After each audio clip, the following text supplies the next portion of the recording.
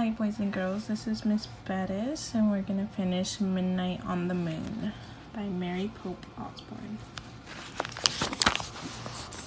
Chapter 9, Morgan. Thank you, Morgan said softly. You have freed me from the magician's spell. Jack just stared at her. You were Peanut? Annie said. Morgan nodded and smiled.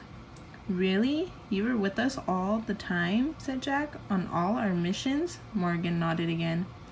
Why do we have to go on this mission to find a mouse? Said Jack, if you were always with us. To break the spell, we had to be on the moon, said Morgan. You could have broken it the minute we arrived. Oh, that's what you were trying to say, said Annie.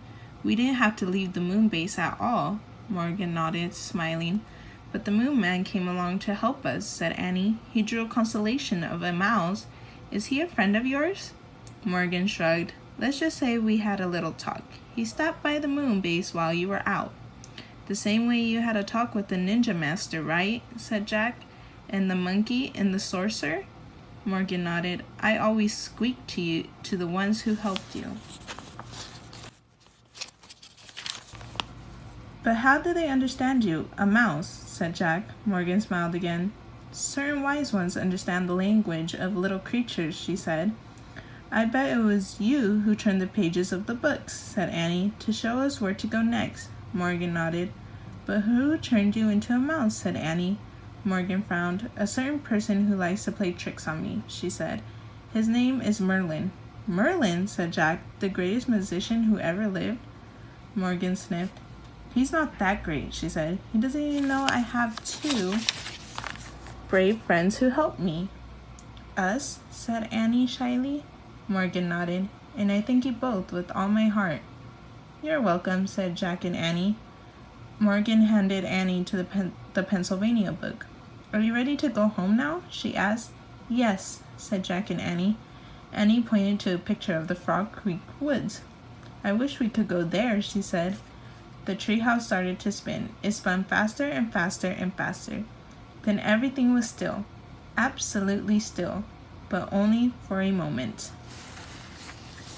Chapter 10, Earth Life. The midnight woods woke up. A breeze rustled the leaves. An owl hooted. The sounds were soft but very alive. Jack opened his eyes. He pushed his glasses into place. He smiled.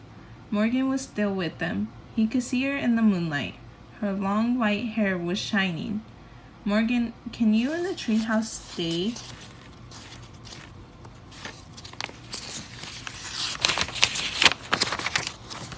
Stay here? Said Annie. In Frog Creek? No, I must leave again, I'm afraid, said Morgan. I've been gone from Camelot for a long time. She handed Jack his pack. She brushed his cheek. Her hand felt soft and cool. A bit of moon dust still on you, she said. Thank you, Jack, for your great love of knowledge. You're welcome, said Jack. Morgan tugged on one of Annie's braids. And thank you, Annie, for your belief in the impossible. You're welcome, said Annie. Go home now, said Morgan. Jack smiled. Home was Earth, that bright, colorful world where everything was alive and always changing. Bye, Morgan, said Annie. She started out of the treehouse. Jack looked back at Morgan. Will you come back soon? He said. Anything could happen, said Morgan. The universe is filled with wonders, isn't it, Jack? He smiled and nodded. Go now, Morgan said softly. Jack followed Annie down the rope ladder. He stepped onto the ground. The wind started to blow. The trees started to shake. A loud roar filled Jack's ears. He squeezed his eyes shut. He covered his ears. Then everything was silent and still. Jack opened his eyes. The ladder was gone. He looked through the leaves and branches of the giant oak tree. Where the treehouse had been was only moonlight now. Bye, Morgan, he whispered sadly. Bye, Peanut, said Annie. Jack and Annie stared at the top of the tree for a long moment. Ready? Said Annie. Jack nodded. They started for home. The midnight air felt cool and moist. It was filled with the soft sounds of earth life. Jack and Annie left the Frog Creek woods. They started down the street. Annie glanced up at the sky. The moon looks really far, doesn't it? It did, thought Jack. It was. I wonder how the moon man can be up there all alone, said Annie. What do you mean, said Jack. I mean, who helps him put on his spacesuit, said Annie. Who helps him get up when he falls? And who is he?